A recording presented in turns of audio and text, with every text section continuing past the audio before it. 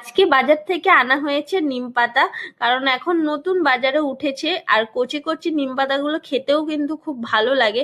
তো আনা হয়েছে এই নিম পাতা। আর দুপুরে আজকে কি রান্না হয়েছে চলো তোমাদেরকে এক ঝলক দেখিয়ে দিই। এখানে আছে সাদা ভাত, আমি কিন্তু খেতে পারছিলাম। আর এই যে এটা হচ্ছে সজনে ডাঁটা, বেগুন আলু দিয়ে নিম পাতা ভাজা। আর এখন বাজারে নরম সজনে ডাঁটা বেরিয়েছে, আর ওই জন্যই সজনে ডাঁটাটাও নিম পাতা ভাজার সাথে দেওয়া হয়েছে। নিম বেগুন তো সবসময় ভালো লাগে, আর সজনে ডাঁটাটা দিয়েও কিন্তু খুব ভালো লাগছে।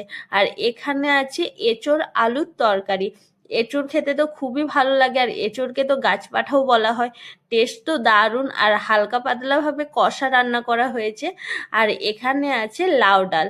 তো ছিমছাম রান্না করা হয়েছে আজকে। লাউ ডালটা দেখছো ঘন করে করা হয়েছে। আর আজকে দুপুরে এটা দিয়েই আমাদের লাঞ্চ হবে। নিম পাতাটা দিয়ে যে ভাজাটা করেছি ওটা দিয়েই তো পুরো ভাত খাওয়া শেষ। আর নিম বেগুন খেতে কিন্তু খুবই ভালো লাগে, সঙ্গে আরো সজনে ডাঁটা দারুণ।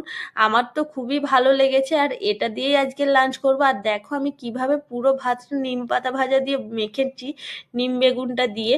আর দেখো খেতেও কিন্তু দারুণ হয়েছিল। আমার তো খুবই ভালো লাগে এরকম করে ভাতে মেখে খেতে। যেহেতু আমি নিম পাতাটা কম খাই, সেই কারণে এইটা আমার সব থেকে ভালো লাগে।